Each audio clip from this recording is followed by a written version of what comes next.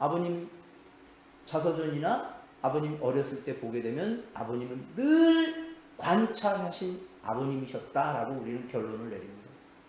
아버님이 어떻게 관찰했는지 한 대목 훈독해 보겠습니다. 까치는 시작. 훈독하겠습니다. 시작. 까치는 나무 가지로 둥지를 크게 틉니다. 안에는 공고하게 감탕을 발라놓고 바람이 부는 방향을 다 알고 구멍도 뚫어 놓습니다. 맨 처음 그 둥지에 올라갈 때는 얼마나 야단하는지 모릅니다. 그러나 한 번 올라가고 두 번 올라가고 해서 알 낳는 것을 보았습니다. 매일같이 아침과 저녁 때, 점심 때 하루에 2번은 올라가는 것입니다. 맨 처음에는 죽겠다고 야단하지만 일주일을 그렇게 올라가더라도 자기에게 무슨 해를 입히지 않으니까 가만히 있습니다. 그런데 비 오는 날은 올라갈 수가 없습니다. 비 오는 날이 이틀 사흘이 되어 올라가지 못하다가 맑은 날이 되어 올라가면 얼마나 좋아하는지 모릅니다. 까까까 까까까 하며 올라오라고 신호하는 것입니다. 이 짧은 계속 운동하겠습니다. 친하면 시작. 친하면 통하지 않는 것이 없습니다. 하나님보다도 하나님이 지은 물건을 더 사랑하면 어떻겠습니까? 작가가 만든 물건이나 제품, 그림이라든가 하는 미술품을 보고 작가보다 더 사랑하게 되면 그 주인도 끌려온다는 것입니다. 하나님도 마찬가지입니다. 하나님이 만든 자연을 사랑하면 하나님이 찾아오신다는 것입니다. 이래서 이렇게 됐다라는 것을 전부 가르쳐 준다는 것입니다. 자연이 그렇게 귀한 것입니다.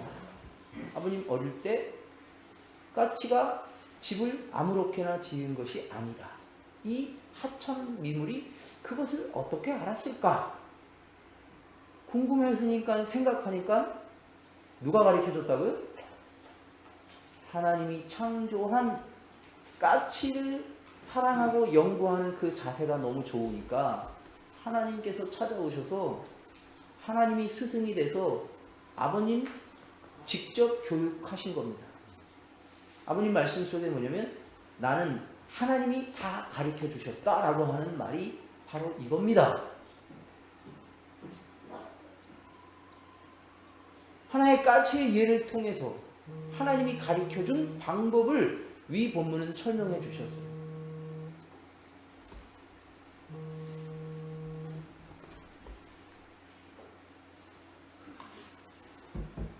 친하면 통하지 않는 것이 없다. 그래서 어떻게 해요? 친하면 통하지 않는 것이 없다는 보편적이고 공통적인 사실을 아버님은 발견하시고 우리에게 당신이 터득한 진리를 설명해 주신 겁니다. 까치집이 매일 올라가는 관찰을 통해서 발견했다는 거죠. 예를 들자면 처음은 난리를 쳤지만 해를 끼치지 않는 것을 알게 된 까치는 가만히 있다는 사실을 터득하신 거예요. 나중에는 친해지니까 올라오라고 난리치는 것을 터득하신 거죠. 알게 된 거죠. 하늘 부모님을 닮은 절대성 중심한 고차적인 부부가 되는 것은 결과입니다. 우리는 그 결과를 이루기 위해서 지금 신앙을 하는 거죠. 그 결과를 내기 위해서 남편과 아내가 위 본문의 말씀으로 보게 되면 관찰을 잘 해가지고 친해져야 한다라고 결론을 내릴 수 있습니다. 친해지지 않으면 아무것도 못한다. 상대방이 나를 해끼치지 않는다라는 것을 알게끔 해줘야 된다. 성장기간에 수행하는 진리 중에 진리다라는 사실입니다. 친하면 통하지 않는 게 없다. 이게 진리 중에 참 진리다. 그래서 친해야 하는 조건을 수행하기 위해서 관찰해야 된다. 남편과 친해지기 위해서, 아내와 친해지기 위해서 관찰해야 된다. 내 것을 강요하면 이거는 친해질 수 없습니다. 조선시대 그리고 남성 우월 시대에는 남성의 힘에 의해서 억지로 한 입을 해서 샀지만 이제는 요즘에 그러면요 같이 안 살아요. 같이 산다고 하더라도 그 부분은 남남이에요, 남남.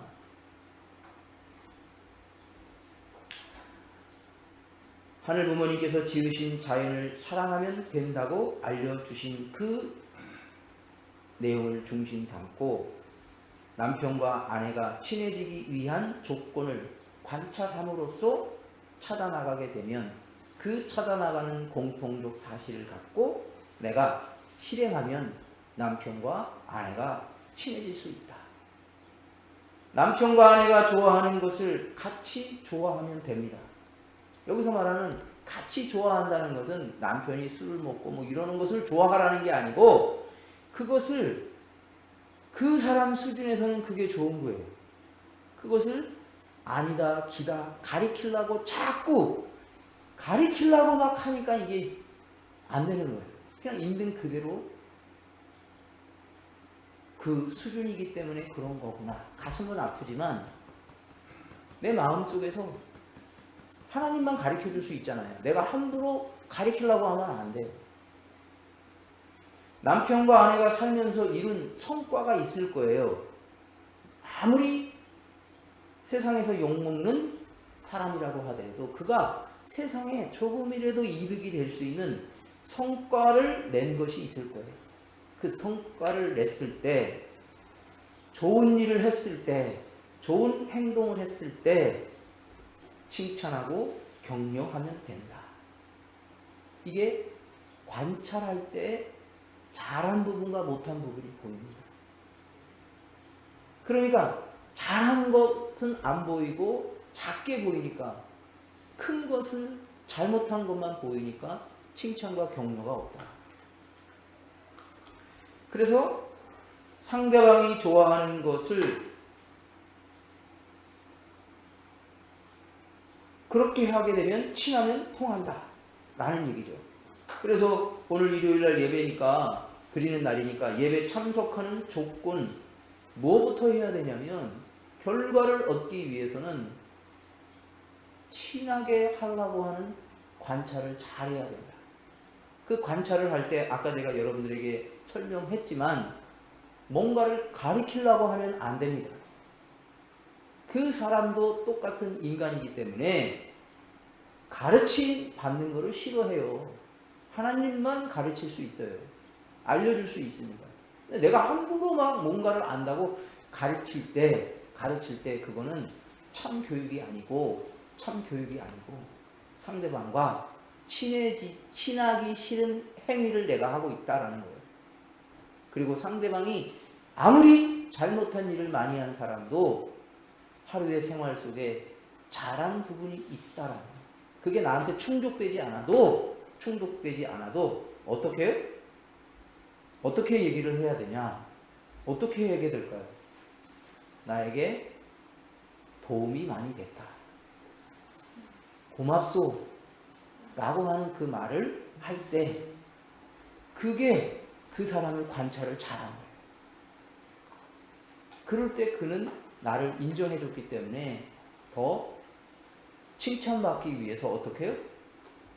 5%밖에 하지 못했던 좋은 행동을 10%, 20%, 30%, 40% 더 할 수 있습니다. 처음부터 100% 잘하는 사람이 누가 있냐고요. 사람마다 다르잖아요. 처음부터 악한 사람같이 태어난 사람도 있지만 본인이 수행만 잘하면 50년 후에 60년 후에 대기만성해가지고 선한 사람이 될 수 있잖아요. 까치가 지은 집을 만지고 까치가 낳은 알을 만지고 훔치면 까치는 나를 해를 끼치는 존재인 것을 알고 아버님과 친해지지 않았을 겁니다. 남편과 아내가 서로가 좋아하는 것을 참소하면 가르치려고 하면 해를 끼치는 아내구나, 나를 싫어하는 아내구나, 남편이구나 생각해서 친해질 수 없습니다. 남편과 아내가 살아오면서 이룬 좋은 성과를 보지 않고 잘못 이룬 것만 보고 참소하고 가르치려고 하고 간섭을 하게 되면, 명령을 하게 되면 친해질 수 없습니다. 까치가 낳은 알을 마구 만지는 것과 마찬가지입니다. 그러니 해를 끼치는 존재인 것을 알고 남편은 아내를 어떻게 해요? 친해지려고 다가가려고 안 하고 멀리하는 거예요. 아내도 남편을 아내가 좋아하는 것을 간섭하고 못하게 하고 억지로 막 교회도 못 나가게 하고 그러면 어떡합니까? 멀어지는 거예요, 결국. 돌이킬 수 없는 사태가 벌어지는 거죠. 그러니 해를 끼치는 존재임을 알고 남편과 아내가 친해질 수 없다. 좋은 것을 주어도 방향을 제시해도 백해무익이다. 절대성 중심하고 고차원적인 부부사랑을 이루어 나가지 못하고 성장이 멈춰버린다. 성장이 멈추면 어떻게 된다고 했습니까? 류마티스 관절염 현상이 벌어진다. 나의 아군인 아내를, 나의 아군인 남편을 적군으로 해석을 해가지고 공격해가지고 그 가정은 결국 성장하지 못하고 가정이 행복해질 수 있는 지름길을 가지 못하고